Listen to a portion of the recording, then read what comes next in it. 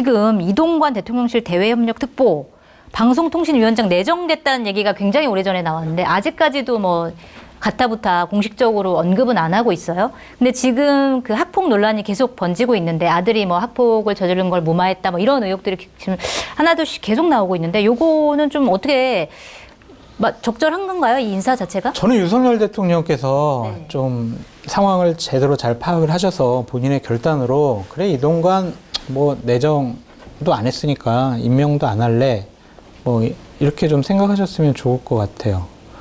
그러니까 이동관 특보를 왜 네. 방송통신위원장으로 넣고 싶어 하겠냐고요. 이명박 정권 때 그렇게 해봤으니까 잘할 내년 것이다? 총선을 위해서 네. 방송 환경의 정상화를 위해서는 이동관이 일을 제일 잘할 것 같아. 네. 그러니까 시키려고 하는 거 아니겠냐고요. 네. 근데 이렇게 한번 생각을 해보세요. 문재인 정권 첫 출범을 하면서 MBC, KBS 사장들을 보수파 쪽에서 임명했던 사람들을 다 그냥 목을 날려버리고 네. 자신들이 원하는 사람들을 사장으로 앉혔거든요. 공영방송을 장악한 거였죠. 그래서 문재인 정권이 방송을 장악해서 정권 연장을 했나요? 국정 운영을 잘하면요. 방송을 장악하지 않더라도 국민들이 지지하고 네. 또한 잘못한 부분이 있으면 심판을 해요. 그러니까 우리 국정 지지율, 뭐 내년 총선 전망이 어둡고 국정 지지율이 낮은 것은 방송 환경 탓이야. 진행자 탓이고 장성철 같은 보수 참칭 패널이 방송 나가서 윤석열 정권 비판하니까 이거 우리 지지율이 안 올라가니까 네. 이거부터 다 정리하자. 그러기 위해선 방송통신위원장을 정말 일 잘하는 사람을 심어야 돼라고 생각을 한 것 같아요. 네. 그런다고 국민들이 국정 운영을 제대로 못하고 상식적으로 합리적으로 운영하지 못하면 그 정권을 지지하겠냐고요. 네. 그러니까 방송 장악해봤자 소용없어요. 국민들 다 아시거든요. 알겠습니다. 꼼수를 그러지 쓰지 말고 마시라. 전문법을 써라. 이런 국정 운영 말씀이시고. 잘하셔가지고 네. 지지율 높이시고요. 우리 한겨레 포차에서 김성애 소장님이 정말 제가 도저히 비판할 건덕지가 없습니다. 이러면은요 방송 장악 안 해도 내년 총선 국민의힘이 한 200석 얻어요. 알겠습니다. 저같이 요사스러운 인간은 어떻게 해서도 윤석열 정부의 문제점을 찾아낼 수 있습니다. 걱정 안 하셔야 됩니다. 그런 건 억지예요. 뭐 억지. 억지스럽지 않게 보이게 잘할 수 있습니다. 네. 알겠습니다. 이동관 그 특보의 방통위원장 내정 이건 어떻게 보세요?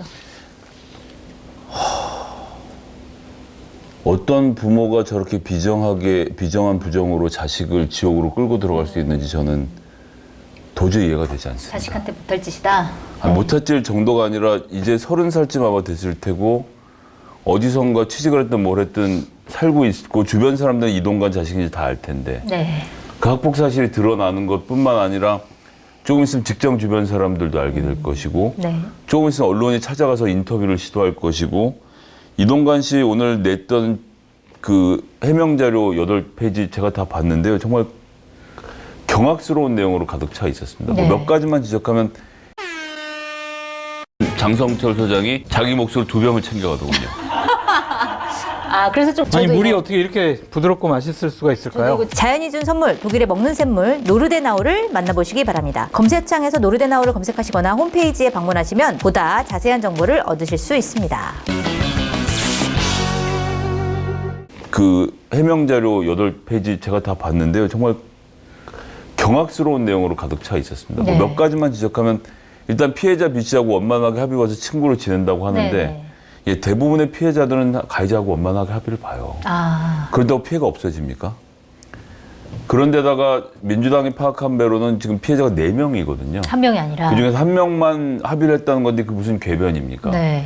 그리고 지금 국가인권위원회에 들어가 있는 진술서도 2명이고요. 네. 그러니까 이동관 씨 이걸로 끝날 거라고 생각하니까 자기 합의한 사람을 데리고 나서 아무리 사진을 찍어도 나머지 피해자들이 발언할 수밖에 없고 모르긴 몰라도 지명하면 바로 언론에서 인터뷰가 나갈 겁니다. 네. 지금 뭐 언론사들이 다 얼마 전부터 벼르곡을 준비를 하고 있었을 텐데 그다음에 제가 방송 되게 많이 하고 여러분들이 보셨을 텐데 제가 한 번이라도 장제원 의원의 그 아들 노아에 대해서 장제원 의원을 비판했던 적은 저는 한 번도 없습니다. 그렇군요. 왜냐면 노엘? 노엘. 노아? 노엘. 그 노엘. 네. 같은 경우는 성인이잖아요. 성인이 나가서 망나니 짓을 하는 건 성인인 사람이 책임지면 본인이 됩니다. 책임져야 그럼요. 된다.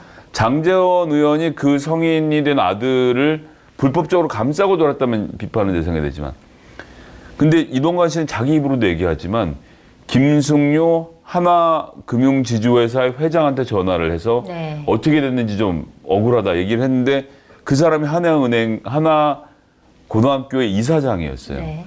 내가 알아볼게 하고 교장하고 통화한 사실도 인정을 했는데 네. 우리나라 사립학교법상은 이사장이 교장에게 학생의 처분과 관련돼서 어떠한 지시도 할 수 없게 돼 있습니다. 아, 그렇군요. 그러니까 이미 현행법 위반이에요. 네. 뭐 이동관 그 특보 같은 경우에는 알아볼게 해놓고서는 전화가 안 왔다 뭐 이렇게 주장하고 있지 않나요? 아니 그렇게 말한 자체가 이미 압력이 충분히 가해진 상태죠. 왜냐하면 김승료와 이명박은 고대 상대 동기 동창인 데다가 이동관으로 말할 것 같으면 대변인부터 시작해서 홍보수석까지 거쳐서 언론특보까지 했던 말 그대로 이명박 시절의 황태자인데 네. 그가 전화할 당시에 무직이었다는 게 무슨 상관입니까?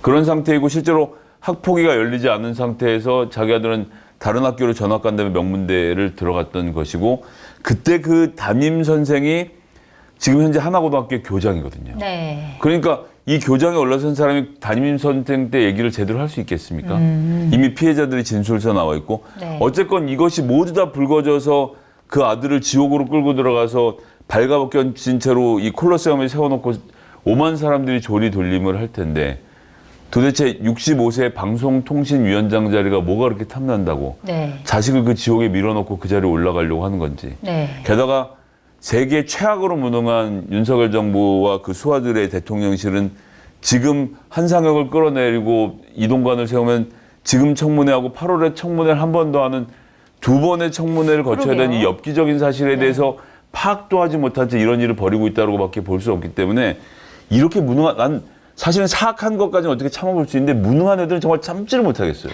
알겠습니다.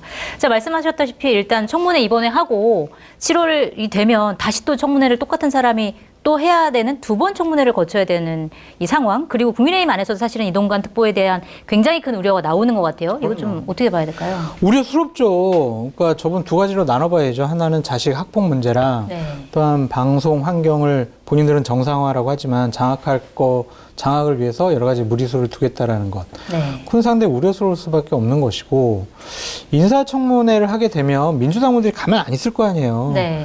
그냥 인권위에 낸 진정서 그냥 줄줄이 읽어만 봐도 국민들은 되게 충격 받으실 거고 네. 정말 학폭을 당했던 피해자분들 증인으로 세워가지고 당시에 현장한 생생한 얘기를 들어보면 과연 내년 총선에 네. 이동관 씨를 방송통신위원장을 세우는 게 도움이 될 것이냐 네. 현실적으로 한번 파악을 해보시라 말씀드리고 네. 주어를 좀 바꿔보시라. 어떻게 해요? 이동관이 아니고 한상혁이에요. 네. 문재인 정권 하에서 한상혁 방통위원장 자녀가 저런 학폭을 저질렀어요. 그러면 국민의힘 의원들이 네. 아이 뭐 자식 일이니까 화해했대잖아. 아예 한상혁이 무슨 뭐 저 개입하고 압력한 거 행사한 거 없다는데 이렇게 얘기하겠냐고요. 아, 그러게요. 네, 전 그래서 주어를 바꿔보고 다시 한번 저분이 되는 것이 국민의힘에게 유리하냐 불리하냐 한번 여론을 따져보시라고요. 네. 그래서 총선에 불리할 것 같으면 대통령한테 건의하세요. 이분 말고 딴 분 합시다. 그렇게 하면 되잖아요. 대통령은 아마 야 이게 기소가 돼? 기소 안 되잖아. 근데 뭐가 문제야? 딱 요 마인드인 거죠. 아니 대통령이- 이동관이 오늘 입장문을 냈다는 건 네. 사실상 선전포고문이고요. 네. 전쟁을 하자는 이야기입니다. 제가 오늘 이동관 씨 썼던 글의 마지막 부분은 잠깐 인용해서 좀 말씀드리고 싶은데요. 이렇게 얘기했습니다. 실체가 불분명한 진술서를 어떤 동의 과정 없이 공영방송에서 보도한 무책임한 행태를 개탄하며 방송의 자정 능력 제고가 시급한 것을 절감했다. 여기서 어떠한 동의 과정도 없이 공영방송에서 보도한 당사자는 저기 지금 앉아 있고요. KBS에서 했고 2019년에 스트레이트에서 보도를 했죠. 네. MBC하고 KBS 양쪽을 다 지금 노려서 한 발언이고 자정 능력 제고. 자정은 자체 정화잖아요. 네. 즉 이동관이 내가 방통위원장이 돼서 MBC와 KBS의 경영진을 갈아치워서 경영진이 너희들을 혹독하게 정화할 것이다.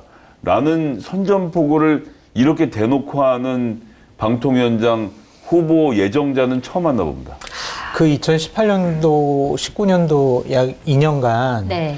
이동관 특보가 방송에 나가서 패널로서 본인의 의견을 밝힌 적이 있어요. 네. 그때 조국 전 장관 자식 문제와 관련해서도 본인이 한 얘기들이 있거든요. 또한 문재인 정권 비판에서 했던 주옥 같은 많은 말들이 있어요. 네.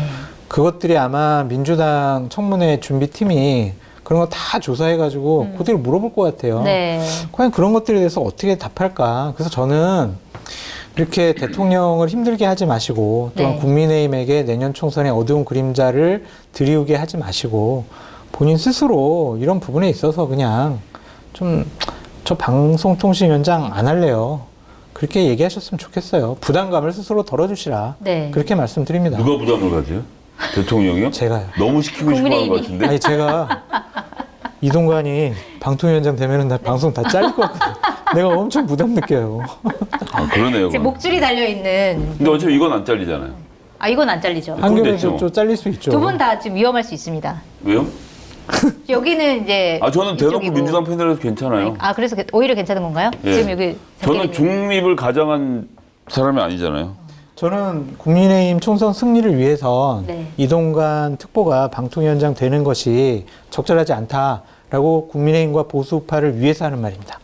알겠습니다. 보수파를 위해서. 가는 길은 다르지만 네. 목적은 하나. 제가 오늘 아침에 나갔던 다른 프로그램에 국민의힘 두 분이 나오셨는데 수도권에 출마를 준비 중이신 분들이 있는데 근데 뭘 해? 다 이동관 씨에 대해서 심하게 비판하더라고요. 그렇죠. 하면 그럴 안 수밖에 된다고. 없죠. 예. 수도권에서는 특히 그렇죠. 나 자기가 살아야 되니까. 예.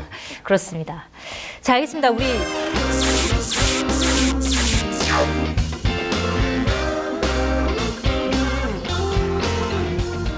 뭐라고요? 아니 요즘에 마켓타니에서 이용 안 하는 분도 있어요? 쇼핑몰계 차세대 리더 마켓타니. 정치권의 정보통 저 장성철이 자부하겠습니다. 정말 강력하게 추천드립니다. 왜 추천을 하느냐? 덕분에 제 출연료가 인상됐기 때문입니다. 굉장히 만족스럽습니다. 믿고 사드셔도 될 것 같다. 전 그런 확신이 들었습니다. 한겨레의 자랑, 한겨레의 야심찬 프로젝트, 한겨레 TV를 후원하는 가장 좋은 방법 마켓타니. 많이 성원해 주시고요. 주변에도 널리 알려주세요. 좀 도와주십시오.